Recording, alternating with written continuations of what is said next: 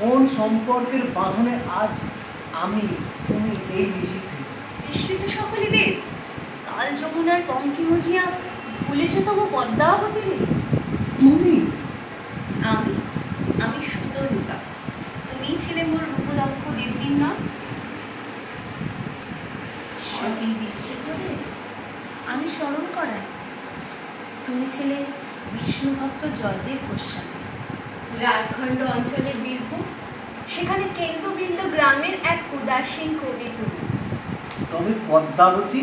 বালিকা বয়স হতেই পদ্মাবতী সর্বজ্ঞ সম্পন্ন, নৃত্যে গীতে এই সর্বগুণান্বিতার সর্বশ্রেষ্ঠ স্থান। পিতামাতা খুঁজে পেলেন উৎকলে শ্রী জগন্নাথের পাদপদ্ম। তখন আমি ছিলাম পঞ্চদশী। দূর গ্রাম হতে লক্ষ গোলাপের স্বপ্নে বিভোর হয়ে পদব্রজে এলাম পরিধানে। কিশোরী কিছুই জানত না।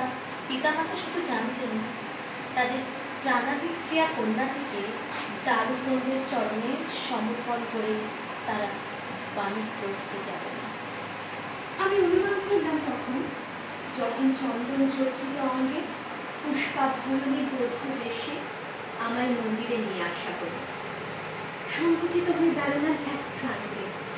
কৌর পান্নার লালসার জর্জর দৃষ্টিতে তাকিয়ে উৎকলীয় ভাষায় ঘোষণা করলেন, কাল শুভ দিন, সন্ধ্যায় হবে পদ্মাবতীর অভিষেক। ক্রমে পদ্মাবতী হয়ে উঠবে গোপিকা। সেই রাত্রে মাকে প্রশ্ন